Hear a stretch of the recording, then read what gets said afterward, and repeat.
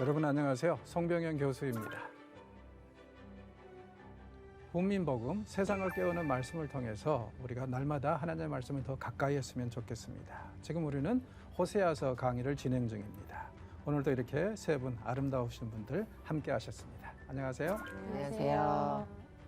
지난주에 우리는 이스라엘이 왜 끌려갈 수밖에 없는가 거기에 대해서 이제 이야기를 나눴는데요. 오늘도 뭐 비슷한 메시지가 계속 반복됩니다. 10장 끝까지는 이렇게 이제 계속 갈 거예요. 9장 10절에서 14절은 이제 그들이 우상 숭배를 한 것에 대해서 포로로 끌려가는 것을 통해서 죄값을 치를 것이라고 이제 경고하시는데 우리 원석 형제님 좀 읽어주시죠. 옛적에 내가 이스라엘을 만나기를 광야에서 포도를 만남같이 하였으며 너희 조상들을 보기를 무화과 나무에서 처음 맺힌 첫 열매를 봄같이 하였거늘 그들이 바알 부올에 가서 부끄러운 우상에게 몸을 들임으로 저희가 사랑하는 우상같이 가증하여졌도다. 에브라임의 영광이 새같이 날아가리니 해산하는 것이나 아이 베는 것이나 임신하는 것이 없으리라. 혹 그들이 자식을 기를지라도 내가 그들을 없이하여 한 사람도 남기지 아니할 것이라. 내가 그들을 떠나는 때에는 그들에게 화가 미치리로다. 내가 보건대 에브라임은 아름다운 곳에 심긴 두로와 같으나 그 자식들을 살인하는 자에게로 끌어내리로다. 여호와여 그들에게 주소서. 무엇을 주시려 하나이까. 아이 베지 못하는 태와 젖없는 유방을 주시옵소서. 10절에서부터는 하나님의 옛적 경험을 회상하고 계세요. 어떤 경험이냐면 출애굽 때 네. 얼마나 하나님이 그들을 따뜻하게 맞이하셨고 사랑하셨는가. 그래서 마치 뭐와 같다? 광야에서 포도를 만남과 같다. 그러니까 상상해 보십시오. 이 이스라엘의 광야에는 풀 한 포기가 굉장히 귀한 곳인데 거기서 길을 한참 가다가 포도를 만났어요. 이게 웬 떡입니까? 얼마나 기뻤겠어요. 대박이죠. 그래요. 완전히 이건 초대박이죠. 그죠? 너무 기뻐했을 거 아닙니까? 그것처럼 정말 이스라엘을 기뻐했다는 거예요. 그리고 여기 또 보십시오. 비유. 무화과 나무에서 처음 맺힌 첫 열매. 얼마나 먹고 싶고 기뻐했겠어요. 그렇죠? 그렇게 했는데 어때요? 그들의 영광이 완전히 새같이 날아갔다. 왜 그랬어요? 이스라엘은 처음부터 죄를 지었어요. 여기 보면은 첫 열매로 봄같이 하였거늘 그들이 어디서부터 죄를 지었다? 바알부올. 민수기에 보면은 이 사건이 기록이 되어 있죠. 거기서 이스라엘 남자들이 우상 숭배하는 여자들, 신전 여자들하고 놀아난 것을 보고 이제 열받아 가지고 하나님이 재앙을 내리는 사건인데 광야에서부터 그랬다는 거예요. 근데 이제 선지자들은 더 뒤로 돌아가서 언제부터 이스라엘이 우상 숭배를 했다? 이집트에서부터. 그런데도 그들을 그렇게 맞이했는데 이런 짓을 했어요. 그러니 이제 더 이상 이 백성에게 소망은 없다. 그러면서 이제 13절부터 선지자가 자신의 평가를 내립니다. 그래서 가만히 보니까 하나님이 원래 에브라임을 뭐와 같다? 아름다운 것에 심긴 두로. 두로와 시도는 어느 곳이냐면요. 이스라엘에서 시리아 쪽으로 북쪽으로 좀 올라가면은 항구에 이 위치한 그런 조그만 이 도시 국가였는데 이게 왜 이름이 두로냐면 이게 이제 농담입니다. 이게 도시의 반은 무태에 있었고 도시의 반은 그 섬에 있었어요. 그리고 이 사람들은요. 그 당시에 최고로 큰 상선을 가지고 아프리카에서 유럽을 다니면서 무역을 했던 사람들이에요. 부자들이겠네요. 그래서 굉장히 풍요로울 뿐만 아니라 심지어는 스페인 지역에다가 콜로니, 그 식민지도 세워놓고요. 거기서 이제 물건을 만들고 교육을 했는데 이 나라가 예를 들어서 육지가 당하면은 어때요? 그 이 바다에 떠 있는 섬으로 가버리면 돼. 그럼 거기서 배를 타고 마음대로 다니니까 역사적으로 보면은 그 누구도 이걸 제대로 정복한 적이 없어요. 하나님께서 그런 기회를 주셨는데 어때요? 이제는 결국에는 제대로 살지 못했기 때문에 자식들을 살인하는 자들에게 넘기고 벌로 그렇게 할 것이다. 그러면서 14절 호세아는 이렇게 기도합니다. 여호와여 그들에게 주소서. 무엇을 주시려 하나이까? 아이 베지 못하는 태와 젖없는 유방을 주시옵소서.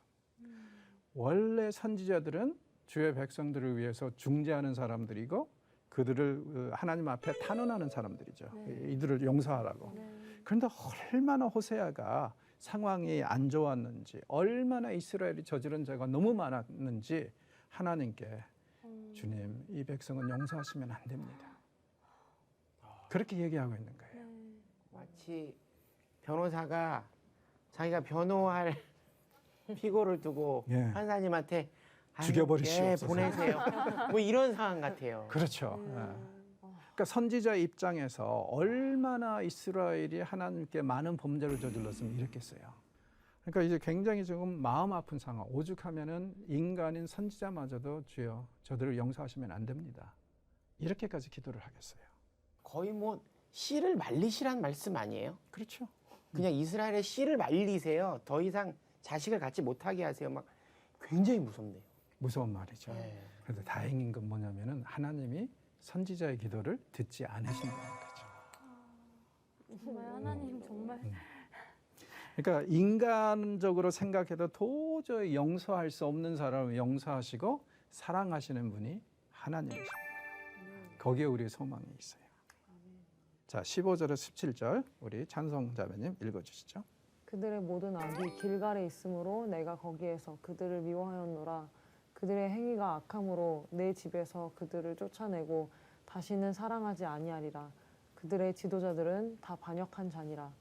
에브라임은 매를 맞아 그 뿌리가 말라 열매를 맺지 못하나니 비록 아이를 낳을지라도 내가 그 사랑하는 태의 열매를 죽이리라. 그들이 듣지 아니하므로 내 하나님이 그들을 버리시리니 그들이 여러 나라 가운데 떠도는 자가 되리라. 하나님이 스스로 다짐해 보세요. 이 백성 내가 용서할 수 없어. 그런데 하나님이 그 다짐을 지키실까요? 지키면 큰일 나죠. 선지서에서 제일 두려운 말씀이 뭐라고요? 법대로. 우리가 저지른 죄대로 갚으시면 우리는 소망이 없어요. 여기서는 하나님이 스스로 맹세를 하시고 다짐하시면 나 절대 이 백성 용서 안 해. 그러나 우리는 압니다. 하나님이 용서하실까. 여기에 우리의 소망이 있는 거고요. 그래서 이제 여기서도 다시 한번 그런 이제 갈등. 하나님이 한쪽에서는 용서하고 싶은데 또 다른 쪽에서는 용서하고 싶지 않고 하는 이 마음의 갈등이 잘 표현이 되어 있는 것 같습니다. 10장으로 넘어갑니다. 1절에서 4절 우리 세옥자매님 좀 읽어주시죠. 이스라엘은 열매 맺는 무성한 포도나무라. 그 열매가 많을수록 제단을 많게 하여 그 땅이 번영할수록 주상을 아름답게 하도다. 그들이 두 마음을 품었으니 이제 벌을 받을 것이라. 하나님이 그 제단을 쳐서 깨뜨리시며 그 주상을 허시리라. 그들이 이제 이르기를 우리가 여호와를 두려워하지 아니하므로 우리에게 왕이 없거니와 왕이 우리를 위하여 무엇을 하리요 하리로다. 그들이 헛된 말을 내며 거짓 맹세로 언약을 세우니 그 재판이 밭이랑에 돋는 독초 같으리로다. 자, 원래 무성한 포도나무는 좋은 나무죠. 네. 왜요? 그만큼 왕성하게 잘 자랐다는 얘기죠. 네. 자, 그런데 문제는 여기서 열매가 많을수록 어때요? 제단을 많게 해요. 그런데 이 제단은 분명히 하나님을 예배하는 제단이 아니죠. 그리고 그 땅이 번영할수록 어때요? 주상을, 우상을 아름답게 하도다. 이들에게 풍요를 주신 분은 하나님이란 말이에요. 그런데 그 하나님께서 내려주신 풍요를 가지고 딴짓을 해. 우상들을 숭배하고 뭐 바알들, 아세라를 숭배하고. 그런 여러분이 하나님이라면 어떻게 하시겠어요? 가만히 두면 안 되겠죠. 그래서 이제 2절 보면은 그들이 지금 완전히 하나님을 등진 건 아니에요. 그들이 두 마음을 품었다고 그러죠. 한쪽으로는 하나님, 형식화된 예배. 다른 쪽으로는 우상. 그러니까 이 사람들은 보험을 참 잘 들여놓은 거죠. 근데 정작 사실 하나님만 필요해요. 그런데 자꾸 이렇게 하니까 하나님께서 아예 그냥 깨버리겠다. 왜? 십계명에서 제일 먼저 나오는 계명이 뭐예요? 나 외에는 다른 신을 두지 마라. 왜? 나는 시기하는 신이다. 이 다른 신들이 있어서가 아니라 온전히 나만 바라보라는 얘기예요.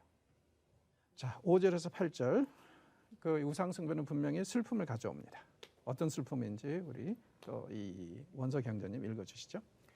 사마리아 주민이 베다윈의 송아지로 말미암아 두려워할 것이라. 그 백성이 슬퍼하며 그것을 기뻐하던 제사장들도 슬퍼하리니 이는 그의 영광이 떠나감이며 그 송아지는 아수르로 옮겼다가 예물로 야렙 왕에게 드리리니 에브라임은 수치를 받을 것이요 이스라엘은 자기들의 계책을 부끄러워할 것이며 사마리아 왕은 물 위에 있는 거품같이 멸망할 것이며 이스라엘의 죄 곧 아웬의 산당은 파괴되어 가시와 찔레가 그 제단 위에 날 것이니 그때 그들이 산더러 우리를 가리라 할 것이요 작은 산더러 우리 위에 무너지라 하리라. 자, 벳 아웬. 우리가 앞에서 만났었죠? 어디를 두고 하는 얘기라고 그랬었죠? 벳 아웬. 문자 그대로 풀이하면은 제 집이란 뜻인데 베델을 두고. 베델. 예, 원래 베델 하면 하나님의 집이란 뜻인데 이들이 베델하고 단에다가 이 금송아지를 두고 이게 여호와다 하고 우상 숭배를 시작을 했었잖아요. 북왕국이. 그래서 이제 그 이후로 이제 선지자들은요 베델을 아주 이제 비하하면서 벳 아웬이라고. 그건 뭐냐면은 결국에는 거기 가서 원래 우리가 예배를 드리는 것은 하나님을 영화롭게 하고 우리에게 은혜를 내려달라고 그렇게 하잖아요. 그런데 이 벳 아웬에 가서 베델에 가서 예배를 드리면 드릴수록 죄만 쌓아져 간다는 거예요. 제대로 된 예배가 아니기 때문에. 그래서 그런 면에서 이제 벳 아웬이란 말이 이제 베델을 대신하고 있는데 거기에 있는 송아지도 아수르로 옮겨다가 끌려갈 것이다. 이렇게 얘기를 하는데 이미지는 이런 겁니다. 자, 금송아지가 지금 우상이잖아요. 네. 그럼 우상에 힘이 있어요, 없어요? 없어요. 없어요. 그래서 선지자들은 끊임없이 하는 얘기가 이 사람들이 끌려갈 때 그들이 숭배하던 우상을 등에 지고 갈 거라 그래요. 왜? 스스로 갈 힘도 없고 능력도 없으니까 인간의 등에 업혀서. 근데 참 이 희한한 게 그거예요. 이 정도 되면 이사야는 뭐라 그러냐면은 그날이 되면은 정말 우상이 이상하다, 힘이 없다 생각하면은 두더지에게 박쥐에게 던질 거라고 그러는데 이 사람들은 안 던져요. 끝까지 안 돼. 끝까지. 비록 자기네들이 우상을 등에 메고 갈지언정 원래 우상 숭배한 이유는 덕을 보려고 한 거 아니에요. 네. 근데 전혀 도움이 안 되는데 그런 상황에서도 등에 메고 가요. 그러니까 인간의 이런 이제 이 재성에 대해서는 여러분 절대로 이성이나 논리로 설명할 수가 없습니다. 이건 도저히 이해가 안 가는 그런 부분들이에요. 그렇죠?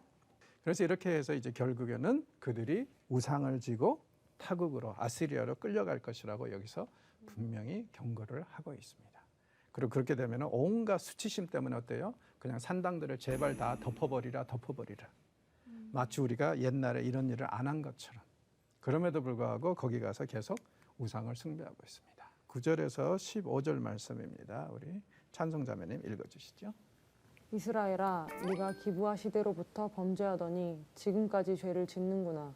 그러니 범죄한 자손들에 대한 전쟁이 어찌 기브아에서 일어나지 않겠느냐. 내가 원하는 때에 그들을 징계하리니 그들이 두 가지 죄에 걸릴 때에 만민이 모여서 그들을 치리라. 에브라임은 마치 길들인 암소 같아서 곡식 밟기를 좋아하나 내가 그의 아름다운 목에 멍에를 메우고 에브라임 위에 사람을 태우리니 유다가 밭을 갈고 야곱이 흙덩이를 깨뜨리리라. 너희가 자기를 위하여 공의를 심고 인애를 거두라.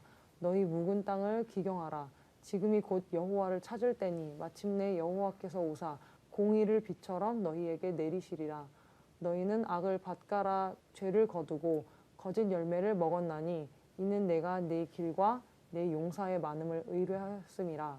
그러므로 너희 백성 중에 요란함이 일어나며 내 산성들이 다 무너지되 살만이 전쟁의 날에 벳 아벨을 무너뜨린 것 같이 될 것이라. 그때의 어머니와 자식이 함께 부서졌도다. 너희의 큰 악으로 말미암아 베델이 이같이 너희에게 행하리니 이스라엘 왕이 새벽에 정령 망하리로다. 다시 기브아 얘기가 나오죠. 기브아 이야기는 우리가 어디서 볼 수 있다? 사사기 19장에서 21장에 기록되어 있다고 그랬죠. 그래서 이제 그 사건을 여러분들이 읽어보시면 이게 무슨 뜻인지 아주 확실하게 알 거예요. 지금 이스라엘이 타락할 대로 타락했는데 이것은 새로운 것이 아니라는 거예요. 이미 오래전부터 타락해가지고 계속 죄를 지어오고 있다. 특별히 여기서 이제 두 가지 죄를 10절에서 이제 언급을 하죠. 그리고 내용을 살펴보면 이 두 가지 죄가 뭐냐면은 첫 번째는요, 무능력하지만 또한 교만한 정치, 군사력 체제 이런 것들을 얘기를 하고 있어요. 그러니까 무능하다면 그래도 좀 교만이라도 안 해야지. 착해야죠. 겸손해야죠. 그죠? 부족하면 근데 가만히 보면은 꼭 무능한 사람들이 교만해요. 그렇죠? 그다음에 종교적인 지금 배교. 끊임없이 그러니까 우상 숭배가 계속 문제가 되고 있어요. 그래서 이제 하나님이 경고하시면서 뭐라 그러냐면은 제발 여호와를 찾으라. 제가 굉장히 중요한 좋아하는 말씀이 이겁니다. 지금이 곧 여호와를 찾을 때니 마침내 여호와께서 오사 공의를 비처럼 너에게 내리시리라. 아멘. 시편에서 종종 반복되는 말씀이 그 말씀이죠. 여호와를 찾을만 할 때 찾으라. 그렇죠. 우리가 이제 이미 저기 호세아서에서도 너희들이 솥대를 몰고 와도 만나 주시지 않겠다는 말씀을 접한 적이 있어요. 그러니까 우리는 항상 하나님께 나오면 하나님이 만나 주실 거라고 착각을 하는데 그건 착각에 불과하고 하나님이 우리를 만나 주실 때가 있고 그렇지 않을 때가 분명히 있다는 거예요. 그래서 여기서도 여호와를 만날만 할 때, 찾을만 할 때 찾으라는 거예요. 자, 그러면 어떻게 하시겠다? 오직 그가 오사 공의를 빛처럼. 이게 무슨 뜻이냐면은 이스라엘은 건기와 우기가 뚜렷하게 구분이 돼 있어요. 그래서 우리 가을에 이른 비가 내리고 그리고 봄에 늦은 비가 내립니다. 이 비가 안 내리면 큰일 나요. 농사 다 망쳐요. 그런 상황에서 그래도 이스라엘 사람들이 항상 해년마다 기대하고 확신할 수 있는 건 뭐냐면은 우기가 되면 비가 내린다. 반드시 그건 믿을 수 있어요. 자, 하나님이 그렇게 말씀하시는 거예요. 너희들이 나를 찾으면 어떻게 하시겠다? 우기가 오는 것처럼, 그러니까 우기가 시작되는 것처럼 반드시 내가 너희들에게 인애와 자비의 비를 내려주겠다는 거예요. 오시겠다는 거죠. 제발 나오기만 하라는 거죠. 그러니까 이게 굉장히 파격적인 게 뭐냐면 그 앞에서 지금까지 내용이 뭐였어요? 죽여버리겠다, 네. 용서 안 하겠다, 용서 안 하겠다. 그런데 여기 와서 딱 돌아서서 또 뭐라 그러세요? 지금 나오면, 지금이라도 여호와를 찾으면 내가 만나주겠다. 그러니까 호세아서에서 우리가 관심을 두고 봐야 될 게 뭐라 그랬죠? 이렇게 갈팡질팡 왔다 갔다 하는 하나님의 마음이라 그랬잖아요. 여기서도 어때요? 그동안에 안 돼. 너희들은 끌려가야 돼. 다 끝나서 이러더니 여기 와서는 또 찾아오래요. 이게 얼마나 다행인지 몰라요. 하나님이 변심하는 게 아니라 이게 바로 은혜입니다. 그렇죠? 그래서 공의를 심고 인애를 거두라. 분명히 그 기회를 주겠다는 거예요. 그렇죠? 그리고 이제 만약에 그렇지 않으면은 뭐와 같다? 여기 보면 살만이 전쟁의 날에 벳 아벨을 무너뜨린 것 같이 될 것이다. 강력한 경고입니다. 우리는 이 사건이 어떤 사건인지 잘 몰라요. 기록에 남아있지 않으니까. 그러나 지금 호세아의 메시지를 듣는 사람들은 이 사건이 어떤 사건인지 아주 혹독한 전쟁이었겠죠. 그래서 아시리아의 살만이 이 왕의 이름이거든요. 살만이 완전히 그냥 이 북왕국 이스라엘을 초토화시켰던 그때 그 사건을 상기시키면서 이게 하나의 경고가 되라 이거예요. 그렇죠? 만약에 너희들이 돌아오지 않으면 이렇게 몰락할 것이다. 그러면 선택의 여지는 분명하죠. 지금이라도 하나님을 찾고 돌아와서 은혜를 경험하고 용서를 경험할 것인가? 아니면은 끝까지 교만하고 회개하지 않아서 벌을 받아서 죽을 것인가? 둘 중에 어떤 선택이 옳죠? 돌아가야죠. 돌아가야죠. 돌아가야죠. 근데 우리의 삶을 돌아봅시다. 아, 잘 되나요, 그게? 내 마음은 분명히 이 선택으로 가야 된다는 걸 아는데 우리 육신이 이쪽 선택을 하는 경우들 여러분들도 경험하시죠, 항상. 네. 사도 바울 그 말씀 맞아. 마음의 법을 섬긴다 그 예. 말씀. 이게 마음은 원이로되 육신이 안 따라줄 때가 많아요. 이게 분명히 하나님의 뜻이고 이게 분명히 이 죄라는 걸 알면서도 일부러 이쪽으로 가는 경우들. 아마 여러분들은 경건해서 그런 일 없을 거예요. 근데 저는 그런 일이 아직도 있어요. 절대 아닙니다. 무슨 말씀을요? 예. 수없이. 그래서 이런 이 돌아오라 이 말씀이 굉장히 우리에게 소망적이고 긍정적이지만 동시에 우리가 과연 돌아갈 수 있을까? 이런 것을 이제 깊이 생각하게 하는 그런 말씀인 것 같습니다. 오늘 내용에 대해서 혹시 질문 있으십니까? 그냥 정말 계속 호세아서 말씀을 제가 그동안은 그렇게 깊이 있게 통독을 하긴 했지만 이렇게 하나하나 다 보지 못했었는데요.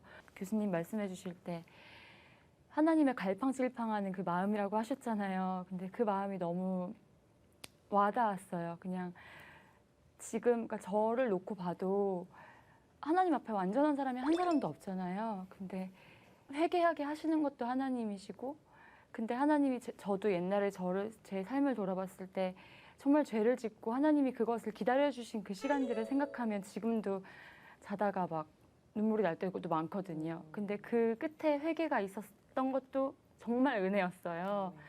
근데 아까 목사님 마지막에 살짝 울컥하시는 모습 보면서 하나님께서 지금 이때를 바라보는 마음이 저도 느껴졌고요.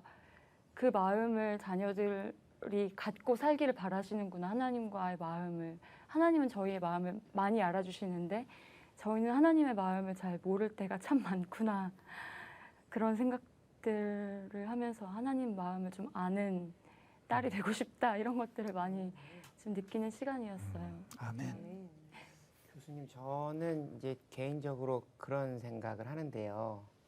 그 회개하고 용서를 빌 마음조차도 하나님께서 주시는 거라고 생각하거든요. 그러니까 결국 저들이 돌아가지 못함도 어떻게 보면 하나님께서 유보의 단계로 두시는 게 아닐까라는 생각이 들거든요. 제 생각이 잘못된 건가요? 아니요, 맞아요. 근데 왜 우리가 못 돌아갈까요?